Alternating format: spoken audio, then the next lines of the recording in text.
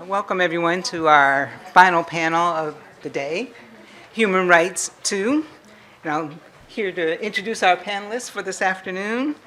We have Audrey Hale from American University, Gendered Violence and Resistance in Italy. Avery Sloan from Elon University, Debt Collection for Formerly Incarcerated People in Denmark. Jacquel Spearman, Huston-Tillotson University, Germany and Global Discrimination Against Black Hair. Montsho, see, I got it, Canton from Spelman College, The Exploration of Public Opinion and Social Reintegration. And Rachel Hale, University of Wisconsin-Madison. We are missing one panelist today, Jordan Barrant, School of the Art Institute of Chicago, self-taught artist in the American South in the Caribbean. So I will turn it over to our first presenter, Audrey.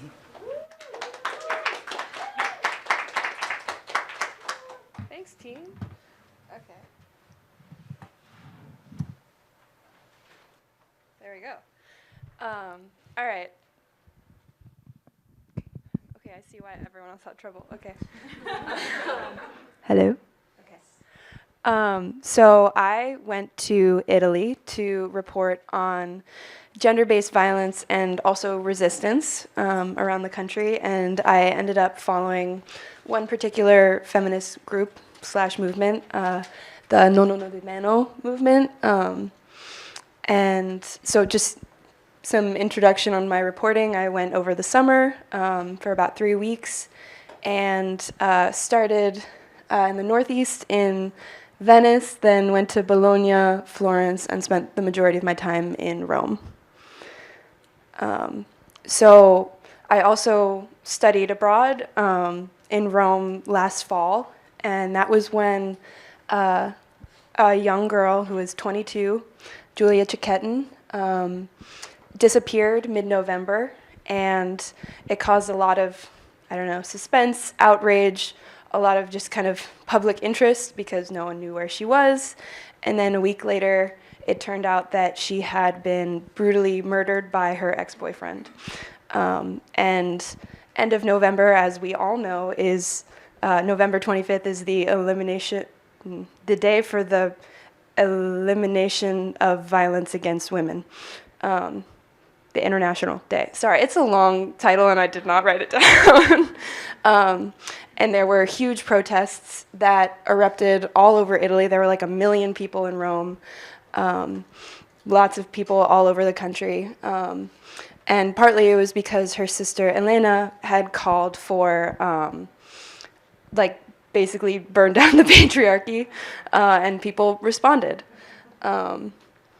And a lot of outlets were kind of heralding a new wave of feminism, and I remember being there, and the energy was just kind of electric. And I was curious to see what it looked like on the ground 8 months later. And I ended up telling a different story than I ended up, I ended up telling a different story than I expected to tell, which is feels like a common thing in journalism.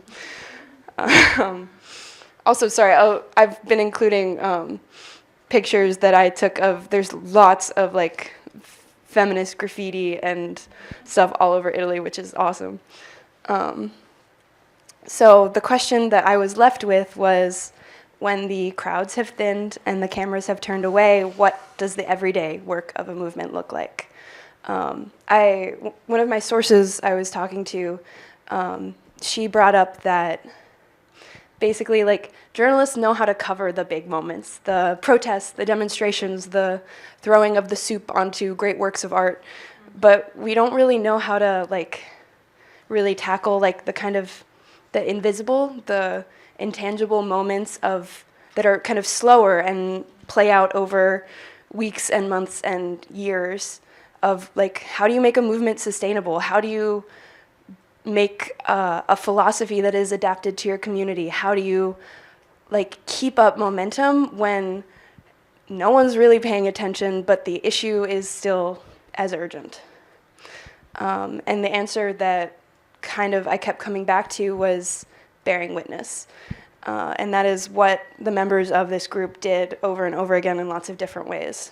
Part of it was through commemoration. They have chapters all over Italy, and anytime a woman is killed, they have a ceremony where they tie a pink scarf to like an ongoing installation in commemoration. They also have a big data bank where they track femicides, and newspapers often refer to it.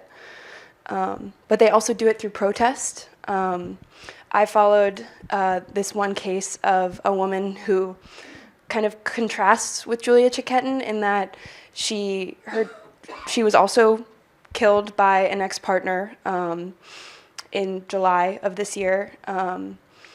But I don't know, it was kind of in the outskirts of Rome, in an immigrant and working class community, and no one really paid attention except for the members of this movement. And I think it was really interesting talking to the people who kind of keep showing up, how and why they keep doing that. And part of it is solidarity. There is a ton of solidarity with Gaza. That's like on the forefront of their minds. And also kind of part of why I want to, or like tangential to why I want to write this story, is that there's a lot of kind of narratives that are used to talk about why certain countries have a right to invade or occupy another place, and it's often like, oh, they don't treat their women well, or oh, they don't treat their queer people well, and it's like, no, this is a problem everywhere. And there are stories that kind of are important to tell everywhere. And there's, I don't know, it's cool to watch them kind of tackle solidarity and negotiate it in really interesting ways, and also kind of theorize a new feminism. They've started to call themselves trans feminists because of like explicit solidarity with the queer and trans community. And that one is, they're against the cis hetero patriarchy. That's the thing says. And it's also a really intergenerational conversation, because there was a big feminist movement in the 70s, and a lot of the members of this movement are still there. And there's all these kind of intergenerational conversations about like, what's valuable about that old feminism, and what do we leave behind? It's really cool to see. So I wanted to end on a quote by one of my sources, another Julia. It's a long road, it's a long work, but something is changing.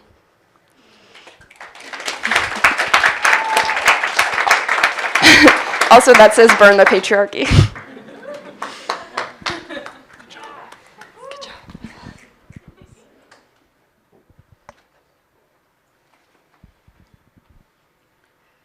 Okay, so my topic is on formerly incarcerated people and the death that they face, specifically in Denmark.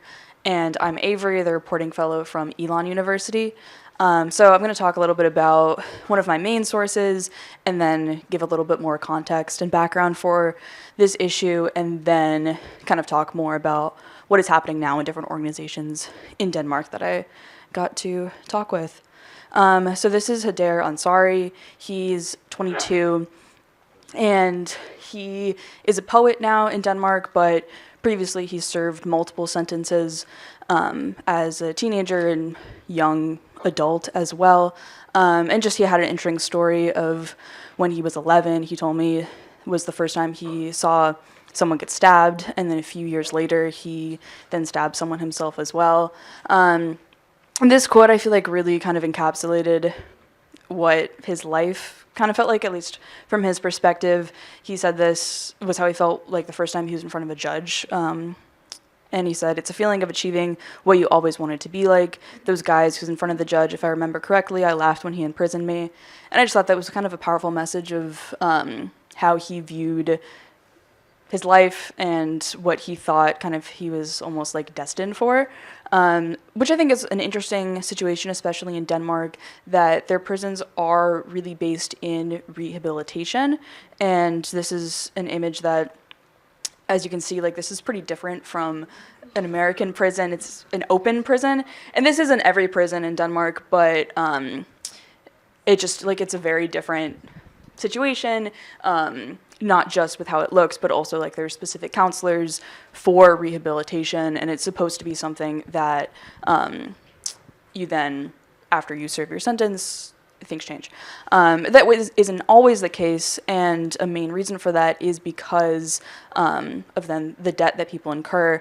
And the reason for this is if you are on trial for something, you do not pay anything. The state pays for all of your legal fees, attorneys, court fees, anything that comes up.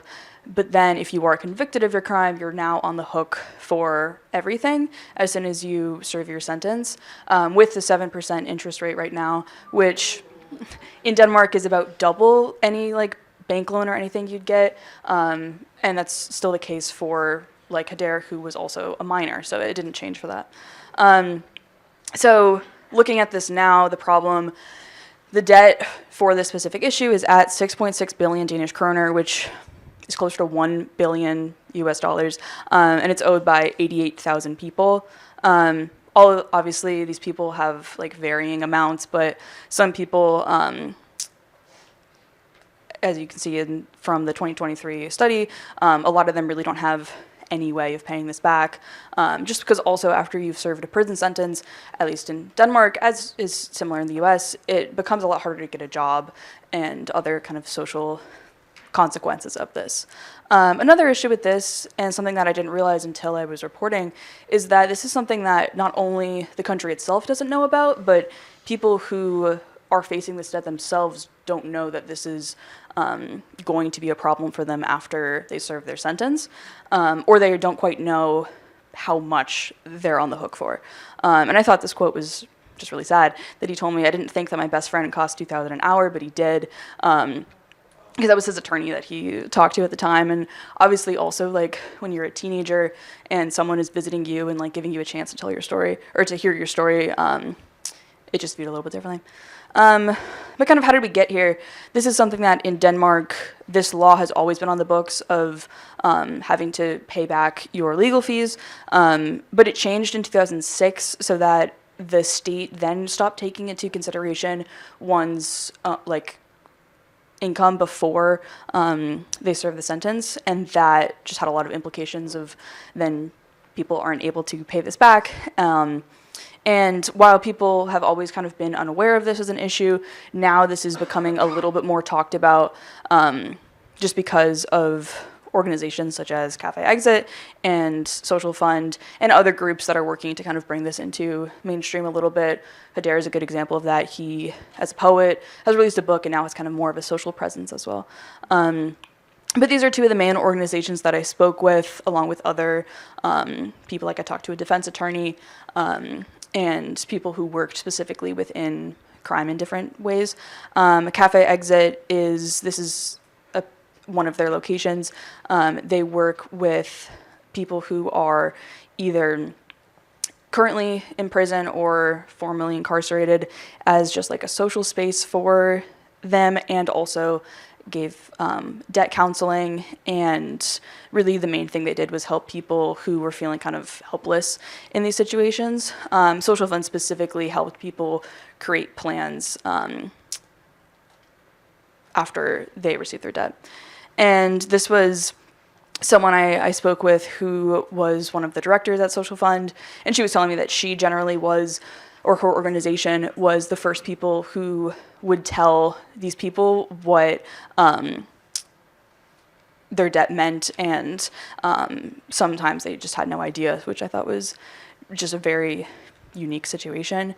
This was another one of my main sources, Hans Andersen, who worked for Cafe Exit, and he himself also served a 14-year sentence. He said part of why he took the job with Cafe Exit was just because he needed a job. He actually specifically did not want to keep working with in the same criminal justice system, just because he was tired of that. But now he realized that this kind of gave him an additional perspective, seeing it kind of from both sides. And him and other people do a lot of kind of lobbying or things like that as well. And that's also something that is changing now. And later this fall in Danish Parliament, there is likely going to be a proposal that is brought, as there's a working group currently with different researchers, defense attorneys, and organizations, like I had mentioned, that are working to kind of create some kind of solution. One solution that I've heard might be happening is if people are, once they are out of prison or whatever sentence that they serve, if they stay out of crime for 5 years, then their debt is forgiven. So that's something that might be happening. That would only apply to people who I think are under the age of 30. So it wouldn't necessarily fix this issue or fix the debt that this country has as well. But I thought this was kind of interesting of just how this has been more of a growing issue, but also something that isn't talked about. And if anything, people view, and in a lot of ways it's true, that Scandinavian prisons in general are, in general, better in some ways, but obviously they have issues as well. And I thought that this quote really encapsulated a lot of things. This is how he described not his prison sentence, but the debt that he faced afterwards, calling it a lifetime sentence. I can never really come out of this. And the thing that really upset me, that who are the children who come in and get in prison and get the debt? It's not the wealthy white kid, it's the bottom of the society. And I thought that was just interesting of like how he described his own childhood and how he felt that like this was what he was always going to end up doing. And I think this is kind of just shows the hopelessness a lot of people in these situations feel. And it'll be interesting to kind of see how or if this changes in recent years or in current, like, future years.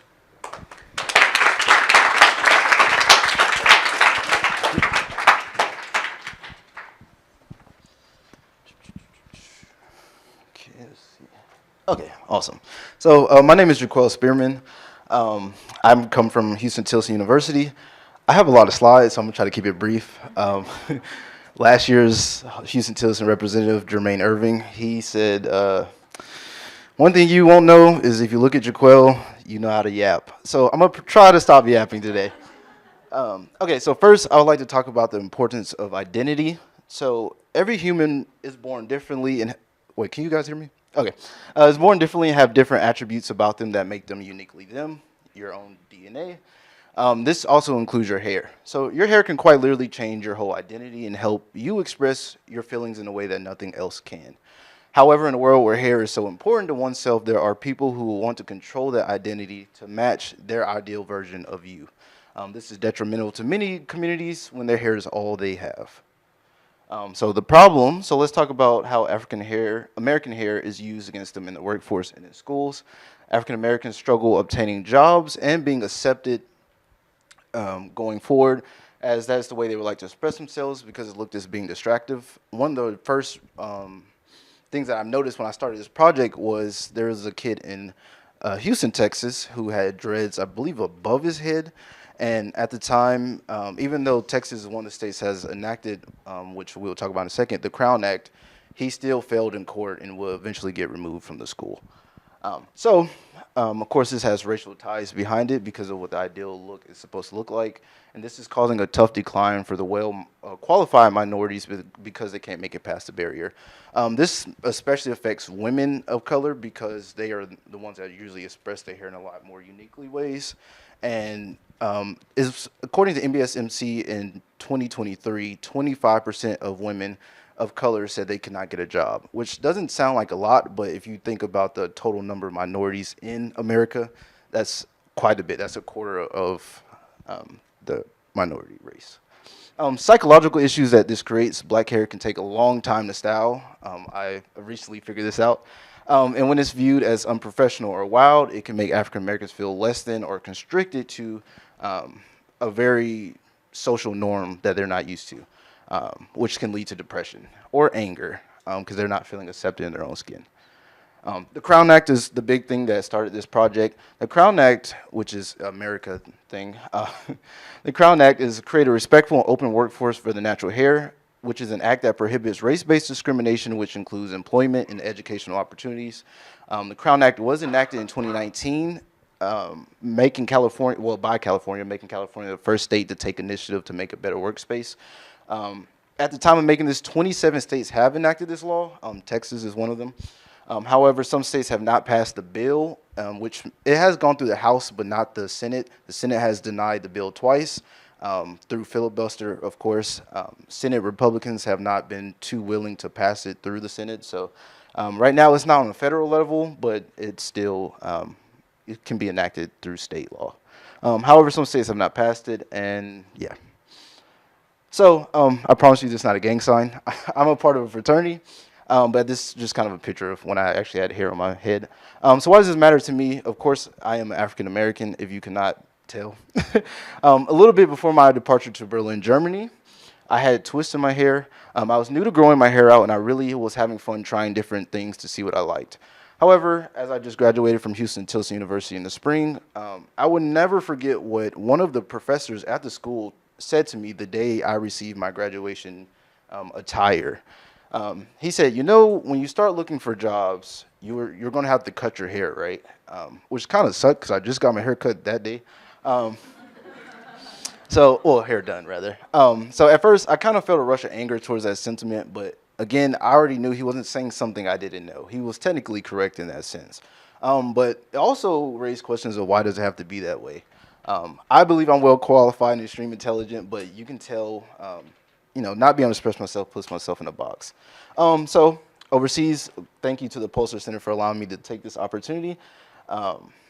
So I did go to Berlin, Germany, which seems like a really strange place to talk about African American hair, but I wanted to draw parallels between another country that's had similar issues in regards to race.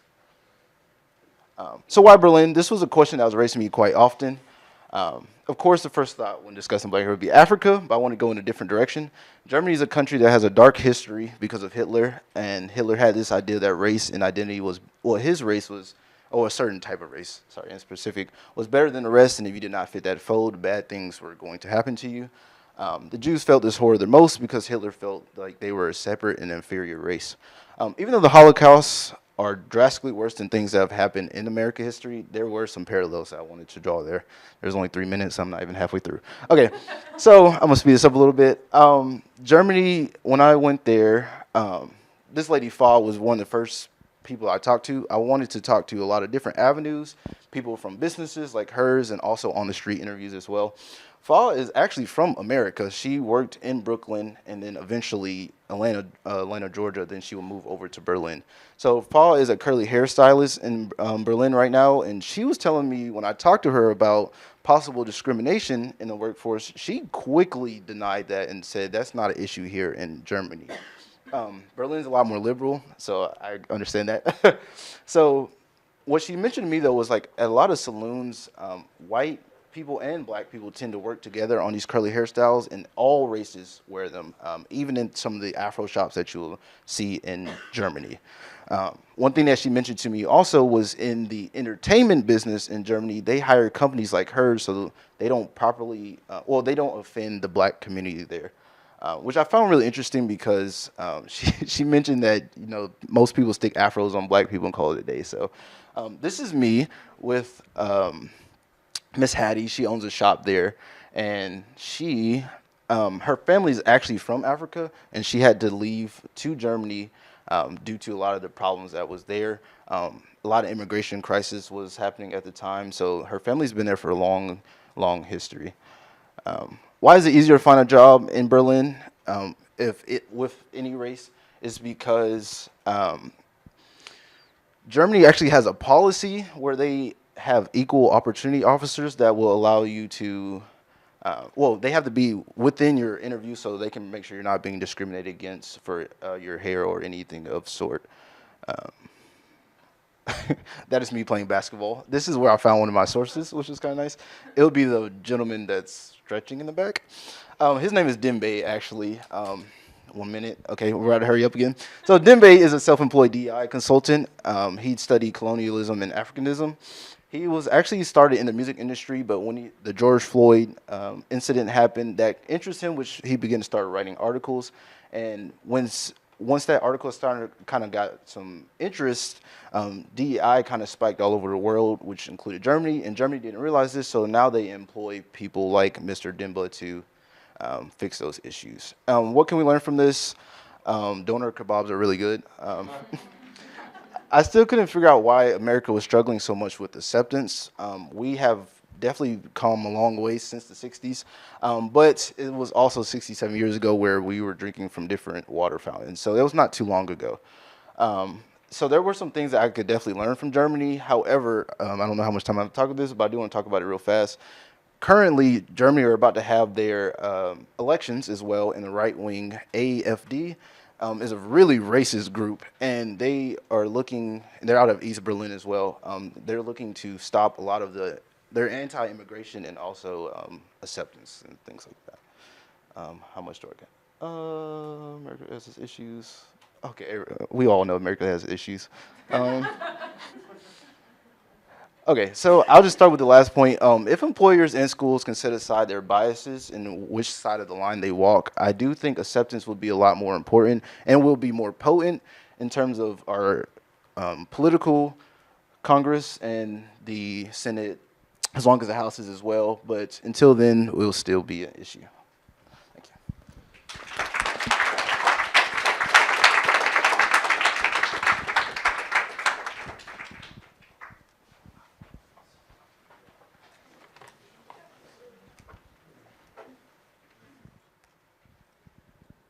Okay, can y'all hear me?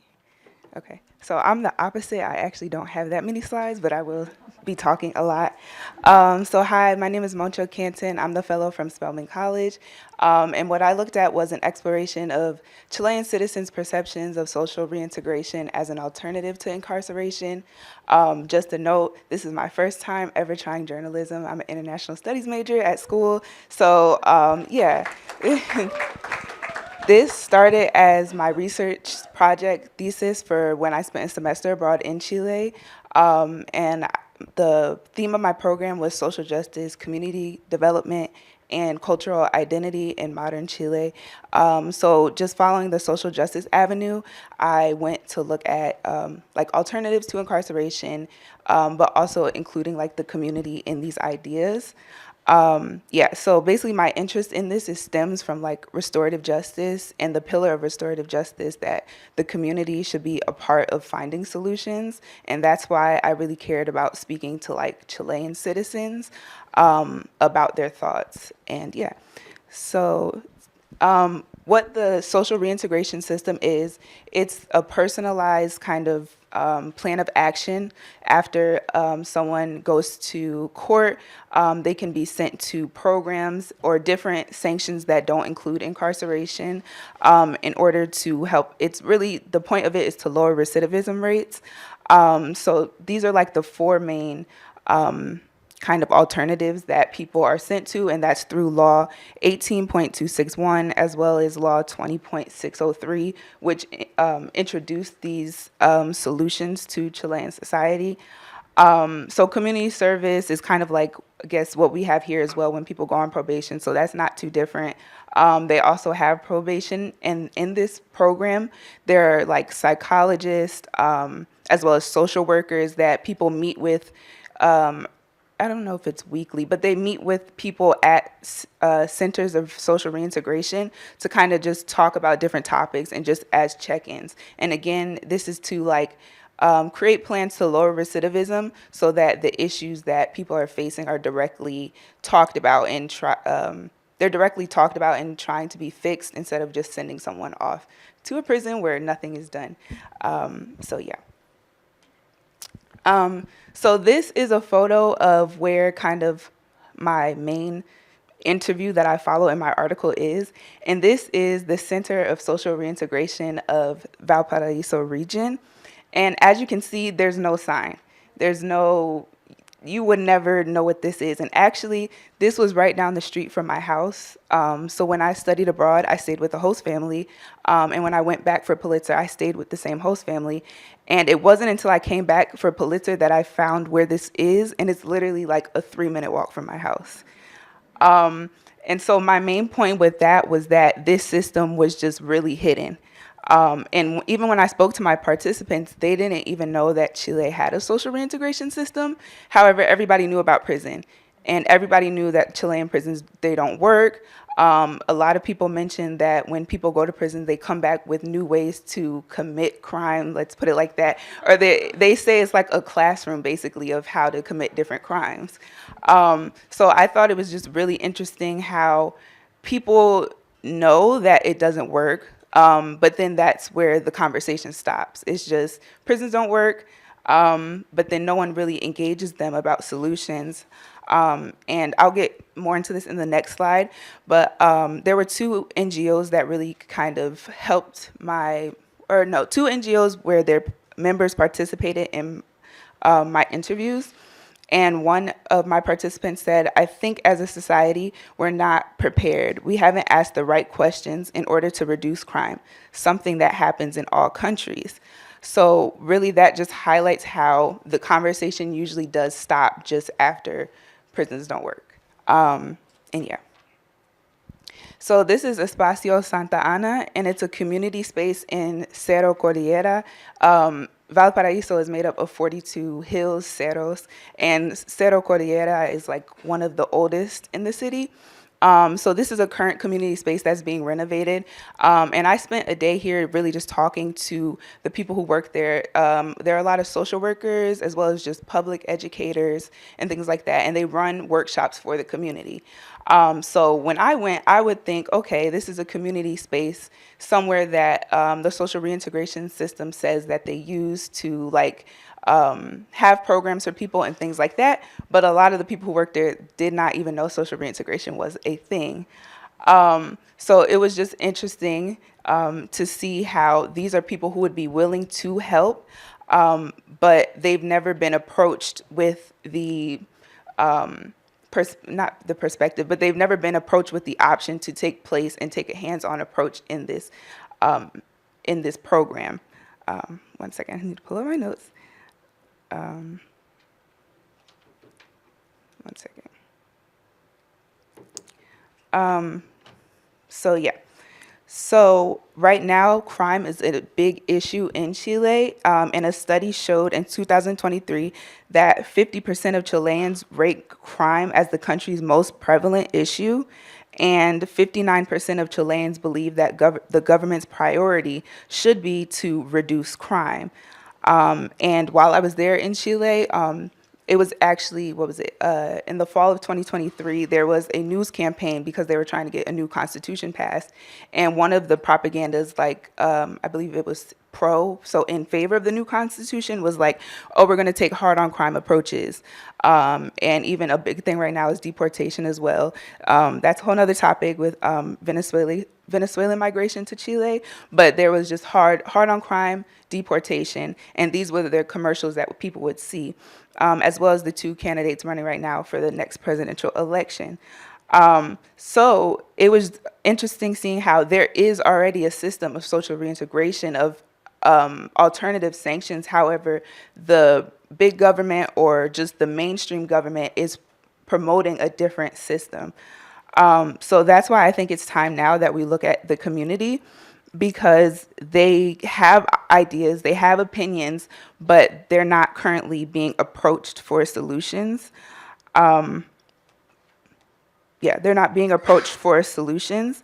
And I think when I spoke to the boss of the Center of Social Reinsertion, they also said that the national political campaign does not have a preoccupation with changing the incarceration system right now. That is more just at a state level. The budget is not big, and they do not have the resources to make this the main approach to crime.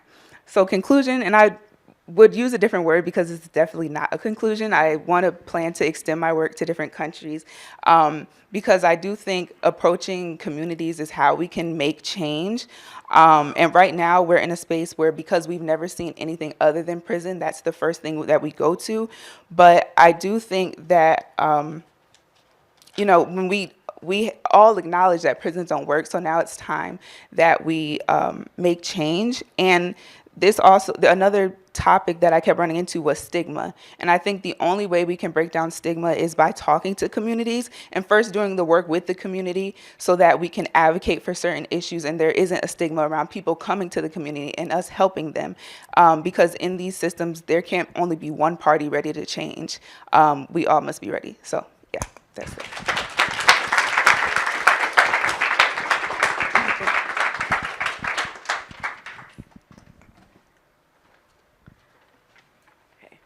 I'm gonna move forward through Jordan since he's not here. Okay, one sec.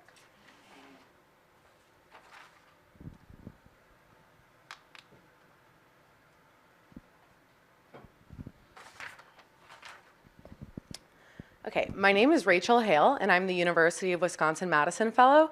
I graduated from there in May, and I just returned last week from my reporting in the field in Spain, where I focused on Sephardic Jews.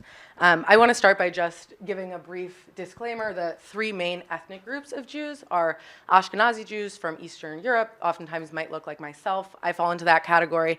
Mizrahi Jews, those who would be from countries like Iran, Iraq, and Yemen, and then Sephardic Jews, those who came from the Iberian Peninsula. So this project is just focused on those Sephardic Jews.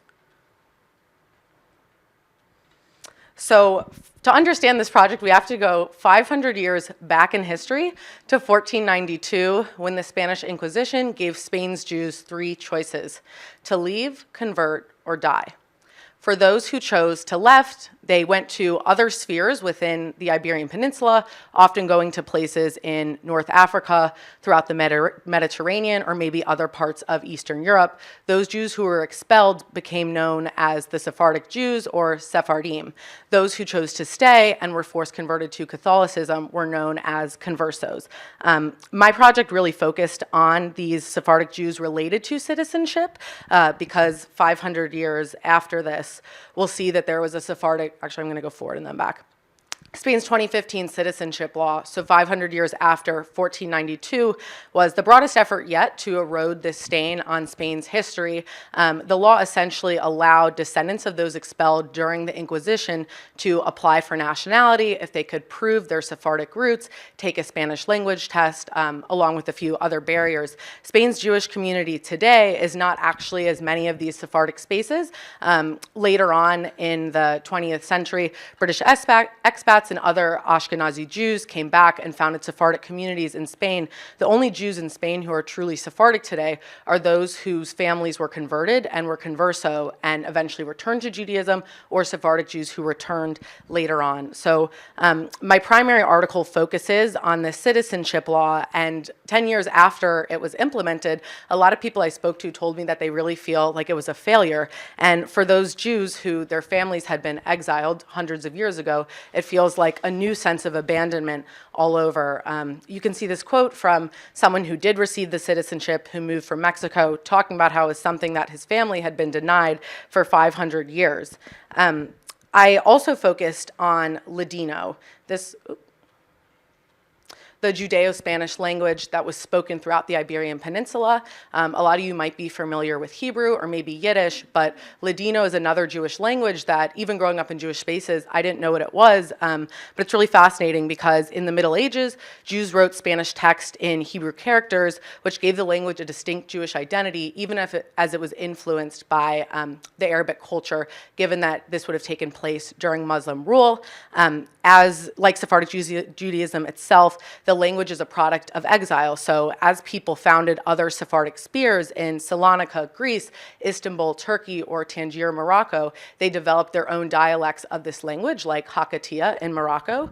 My reporting on Ladino specifically focuses on how online spaces have really been curated to help preserve this language. There are Facebook groups where people are able to practice Ladino, and especially since the pandemic, someone in Istanbul can meet with someone in Seattle to go over different digital documents that are now able to be preserved in new ways. So it's been really a fundamental change for scholars to be able to use online spaces to help preserve this. And you can see this is another quote from someone just talking about Ladino. The last generation that would have grown up maybe hearing Ladino in the house would have been my grandparents' generation. Unfortunately, during the Holocaust, most Ladino spheres were also removed, the largest being Salonika, Greece. My reporting took me all the way to Mallorca, off the coast of Spain. This is a beautiful island with like the prettiest beaches I've seen in my life, and it's the last place that I expected to find a story about Jewish history. But those conversos that I mentioned earlier, so the Jews who were forced converted to be Catholic, in Mallorca, geography created a really interesting story. Here, as you can see in this picture, you can actually trace 15 different last names all the way back 500 years to the Inquisition. This group of Jews called the Shuetas faced stigma from both the Jewish community once Jews moved back and from Catholics who did not feel that they were truly Catholic either, even though they would, work on Saturdays or eat pork or put crosses in their front yard to show that they were still Jewish. And so my reporting in Mallorca, as I focused on these Jews, most of these interviews were done in Spanish with a translator, which was something new that I hadn't encountered before, but was a really interesting way to get to kind of understand how geography and culture shape this story. A big part of my time in Spain was just being able to document Jewish life there. I was able to partake in Shabbat services in Madrid, Seville, and Palma, celebrating Rosh Hashanah in Barcelona and Girona, and attending an October 7th commemoration event in Madrid the evening before leaving. Over the course of my trip, I visited 14 different cities, interviewed more than 30 people, worked with translators and pictures for the first time, and struggled with my very minimal Spanish vocabulary. On a personal level, it was deeply moving to get to carry out a project like this in a place where hundreds of years ago, my family would have been killed or exiled just for being Jewish. And my field note is about how spending so much time immersed in these Sephardic traditions led me to reflect on my own Ashkenazi upbringing and the importance of highlighting the cultural and ethnic diversity within Jewish spaces. It might be surprising to some people that the largest beneficiaries of that citizenship law were Jews in Mexico, Colombia, and Venezuela, where combined 70,000 people applied. You can also see how the experience of Sephardic Jews is shaped by the other groups that were living there at the time, as you can see in the Sephardic architecture and the only 3 original synagogues that remain in Spain. You can see here the Christian and Muslim influence and Christian imagery that was put in one of those synagogues later on, and Arabic writing at one of those synagogues in Toledo. I'm not religious myself, but I've always felt deeply connected to the idea of Klal Yisrael, a Yiddish phrase that means the whole Jewish community. There's an emotional weight to reporting this story, knowing that it's not fully possible to ever reclaim what was once lost for this community, but I wanted this story to kind of serve as a bridge between the past and the present.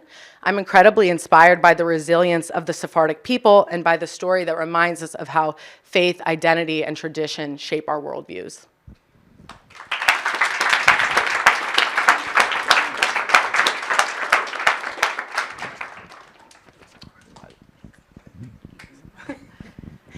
Let's give a hand to all of our panelists once again. All right, and as is custom, are there any questions that a panelist have for another panelist?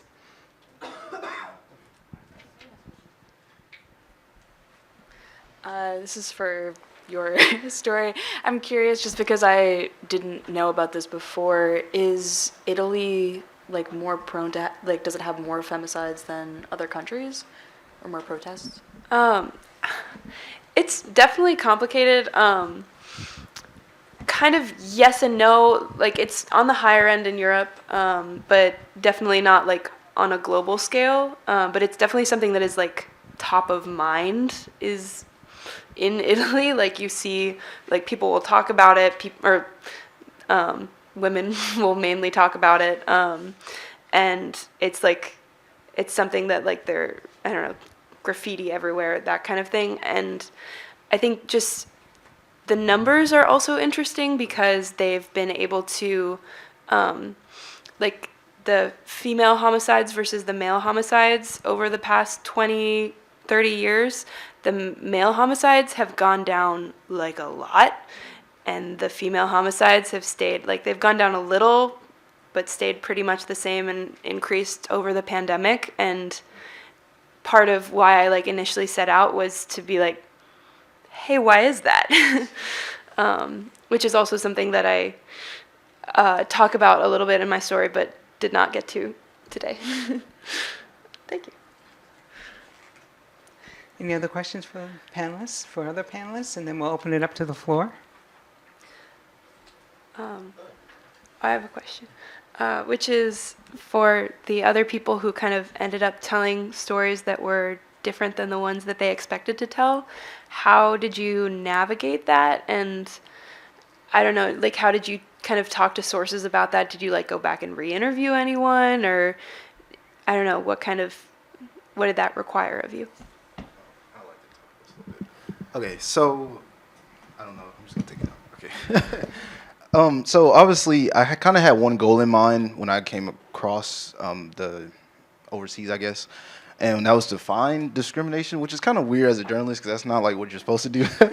But the very first interview I did was actually Fa, the one I had over the phone, and when I said she like quickly denounced it, I was actually very surprised because she's from the USA, so it's not like she just guessing what happened. She knows. She told me, she's like, hey, it sounds like you're looking for something, and if you look hard enough, you're gonna find it. So when I had that conversation, I had like a wow moment. I'm like, okay, well, let's take what she's saying and utilize it in a different way. Let's find the reason why it's so different here. The reason what's in the law, what's in their politics that they've done over the years that can influence the reason why there's not a lot of discrimination over there versus in America. So I think just talking to your sources and hearing their stories and following them around, being in their culture, you'll see the difference. And I think that's when I went to Germany, it made me a lot more open-minded. Any questions from the audience? Hello, Emma from the University of Chicago, and my question is for Audrey, but I think anyone could answer it. It's just brought up by your presentation. You were talking about the difficulties of covering kind of like slow violence or slow movement building and things that aren't necessarily like breaking news or urgent or quote unquote timely. And that's something that I think a lot of us have probably struggled with, especially with traditional news orgs. They want everything to have like a timely hook or something. But that leaves out so many stories. So I'm wondering if you have thoughts on solutions to that. Like, do we just have to change the way we do media, or like, are there news orgs that are doing this? Should those be created? So if anyone has thoughts on how we can cover like slow change and violence and things like that, I'd be really interested because I want to know. That's a really good question and one that I'm also trying to figure out. I mean, like, I think places like the Pulitzer Center kind of allow us to do slower, more careful journalism that allows us to kind of pay attention. I don't know if that's always possible in like a regular newsroom. I think like sometimes we can do enterprise stories and like that kind of thing. But I think it's important and something I have been thinking a lot about, especially with conversations that have been brought up throughout the weekend about like attention spans of our readers, our own attention spans, what is important to pay attention to. And I don't know if there's like an easy fix, because I think it required, like, the longer stories require longer attention spans. So I don't know if it's like possible to make that a wider thing, but I hope so. Because the slow violence is important, and the slow kind of intangible things are also important to pay attention to, because I think it helps to demystify the process of movement building. And I think the government and like lots of bigger institutions maybe don't always, who like don't want to change, don't like want to have a demystified movement building process. They don't want it like have people more people understand what it looks like to build a movement, what it looks like, what it takes to like keep rallying. Anyway, yeah, sorry, long answer. If anyone else has anything? I'll just quickly say, I just think it really takes a lot of the solo journalists or a lot of independent journalism to do those stories alone, because I don't know why we're looking towards these bigger companies that are obviously going to more focus on the flash, right in the moment, news breaking, but it takes a real journalist who actually cares for what they want and what they want to do to actually go out and report those slow stories. That takes time. I mean, I don't know if you want to spend 6 months on a story, but as long as that story means something to you, it's going to mean something to the people that read it. Sorry, I wanted to add something. I think there has kind of been a larger conversation about like there is a tension between the kind of journalism that maybe ideally we want to all be doing and the kind of journalism that, for a variety of reasons, we're sometimes able to do. But I also, and this is maybe a little idealistic, but like we sometimes get to decide like as a group what kind of journalism we do, and if we want to like keep redefining what journalism is for us, then I think we should keep doing that and keep, I don't know, pushing, like trying to innovate how to like tell stories that are the kind of stories we want to tell that will also reach people. And I feel like groups like this help us like kind of come up with ideas and talk to each other. Thank you for the question. Hi, I'm Nora from the University of Pennsylvania. My question is for Montsho. I was wondering, so you're sort of explaining like a complex sort of like system of how their prison system works. And I know you came in to this project from like your thesis where you have a little bit more space to explain like the structure of the system. And I guess I was wondering if you're writing for like an American audience who is pretty unfamiliar with this structure and the system, how do you sort of like, how have you approached establishing that foundational knowledge in your piece so you can get to the actual meat of your story itself, knowing that your audience is coming in with like no knowledge of this complex structure that you're trying to sort of translate out into them so they can understand what the problem is itself? Right, that's a good question. I think the first part of my story really does start with kind of explaining the system. And what I really came to find out like the second time I went was social reintegration isn't even really too much different of what we have here. Say we call it probation or like house arrest or like community service. So it really isn't as different besides like the meetings with social workers and things like that. So really I just go over kind of the laws that established it. So I would say the first part of my story, is a big part of it is explaining just what it is. And I don't necessarily explain like the incarceration system or judicial system of Chile, because that's kind of like separate. So more just outlining what the purpose of creating this system was, as well as like the parts, kind of the diagram I had, just briefly explaining that, and then just moving into kind of like the current state of Chile, like how crime is a big issue right now, and then into like community voices, which is kind of like the main point of my thing. So. And I guess just like a quick follow-up, do you feel like writing that for this piece was different than writing it in like an academic sense for your thesis? And like what was that translation process like? Yeah, definitely. My thesis was way more I had the space to explain a little bit more about the piece about restorative justice and how the UN has outlined restorative justice as one of their methods to achieve a sustainable goal. And so I had more space to kind of really analyze the system in and of itself, and how it intertwines with like international organizations' motive to like promote restorative justice or just alternatives to incarceration. So the switch was kind of a lot, because I was like, one, in journalism, like you're kind of focusing on like one or two or three like main participants or sources, whereas in research, like I'm focusing on compiling all my participants like ideas into like 3 or 4 main categories of like findings. So yeah, it's been a little difficult.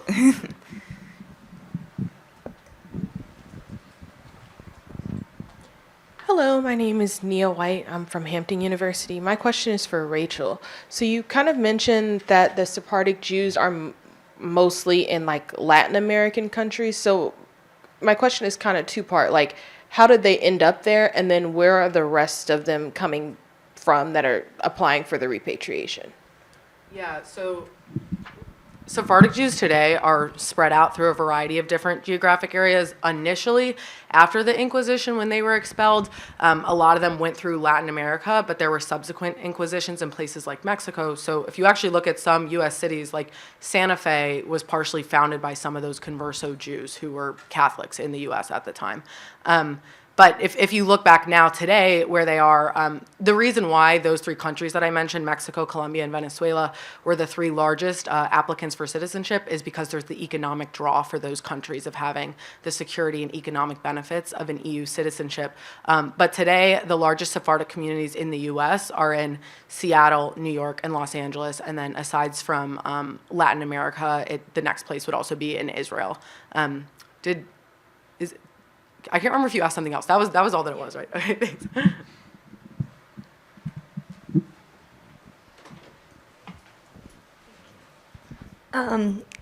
Sorry. I have another question for Rachel. I'm Randy from Washington University in St. Louis.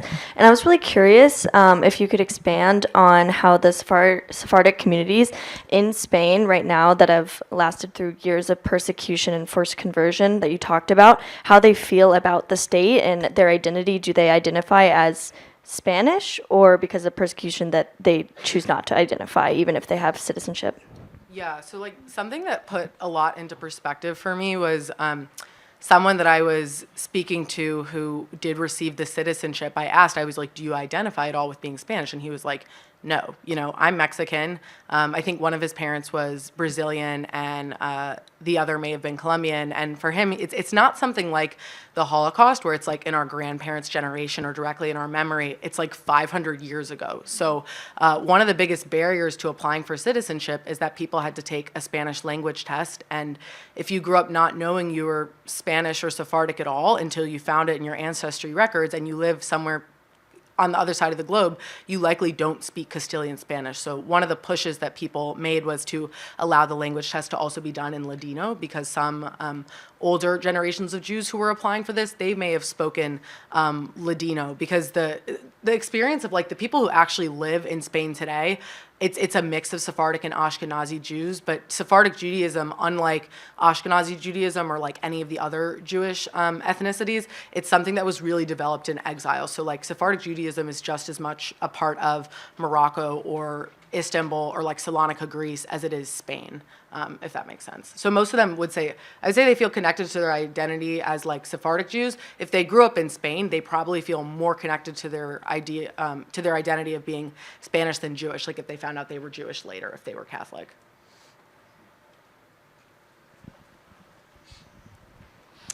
My name is Maya from George Washington University School of Public Health. My question is for Avery.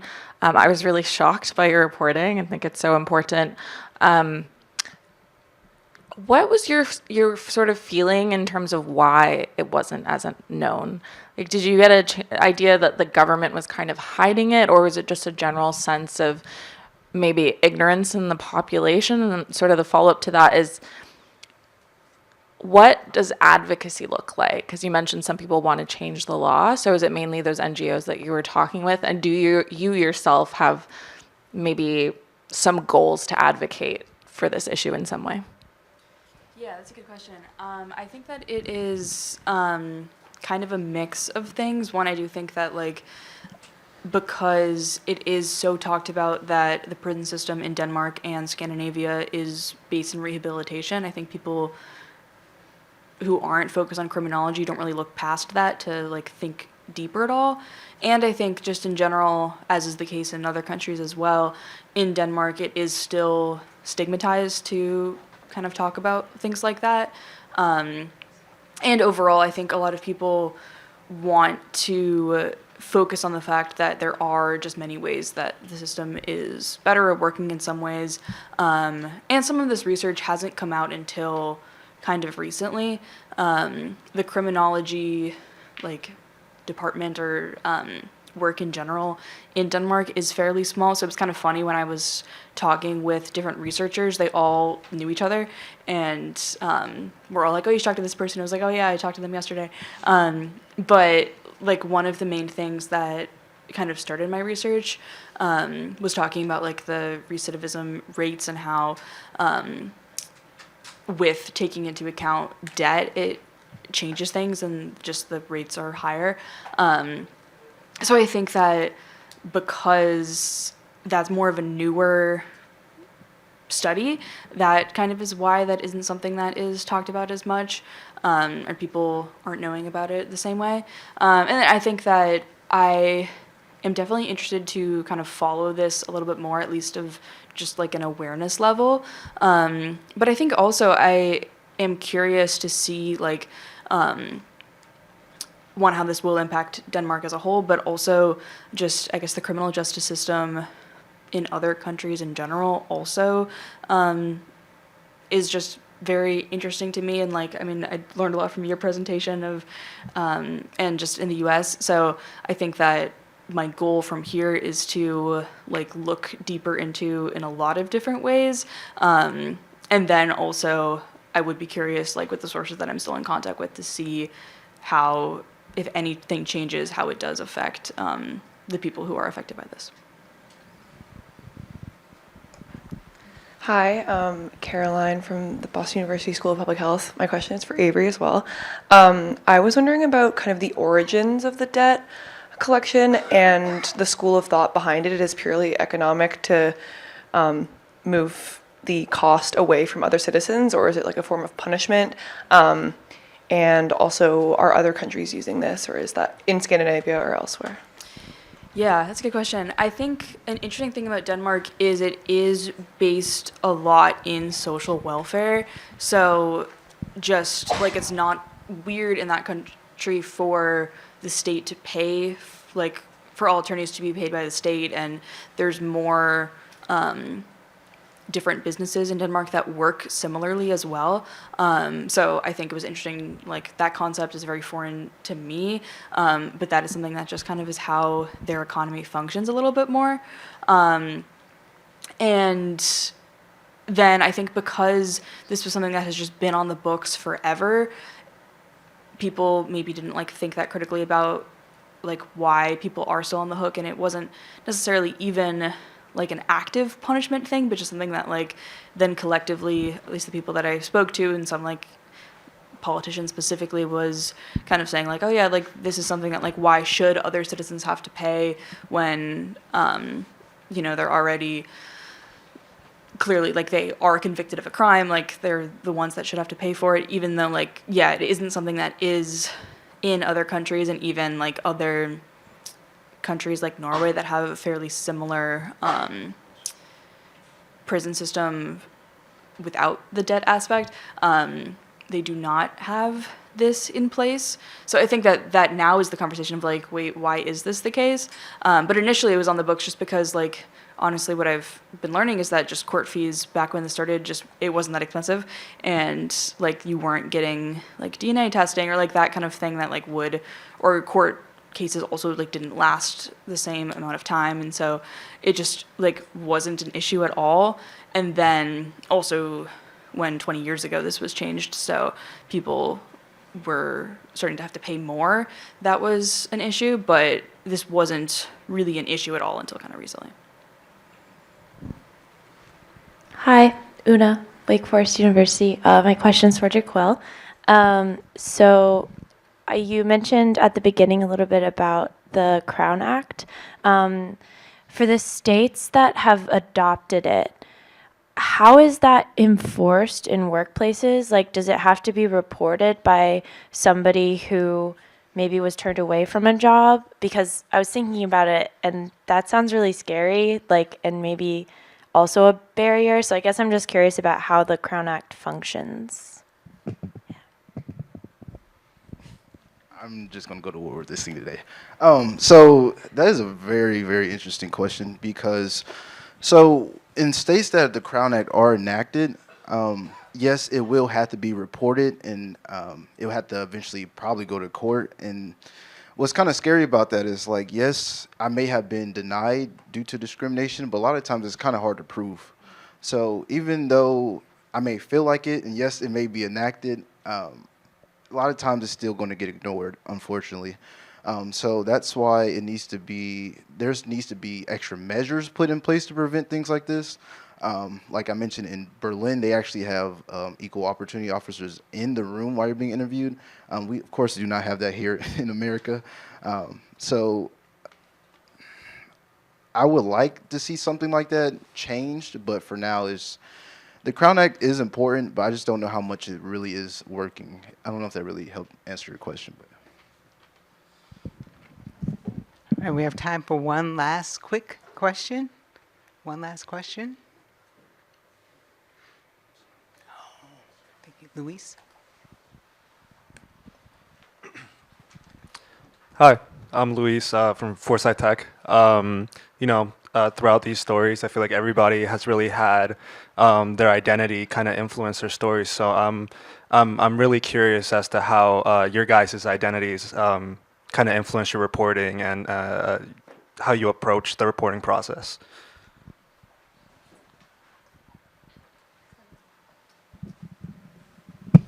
Okay, so my original just interest in alternatives to incarceration, restorative justice, just stems from mass incarceration in the United States and kind of the racialized attack that is the system of mass incarceration. So just myself as a Black woman, that's kind of where the initial interest started. And I think because of just the racialized history in America, that was kind of my key, okay, let's try and not run back on solutions we've tried here, but to kind of extend our gaze to maybe other systems that are working in other places. So, yeah. Thank you. Can we have a round of applause for, you got a comment? Go ahead, I won't cut you off. Go ahead. If you're going to end it, I'm not going to rush you. Okay? Go ahead, Jacquel. So quickly, so she doesn't rush me out of here. So recently, especially in more local politics, I just graduated from Austin, Texas.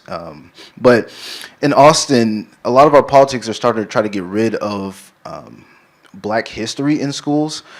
Critical race theory is probably the most important one. And also, we've seen across schools across the country that they're also getting rid of DEI, or at least trying to.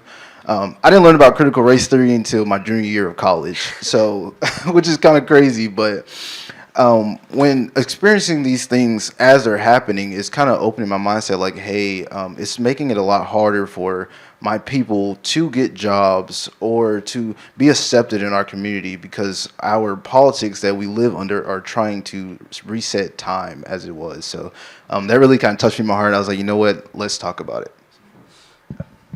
Now you can get rid of me.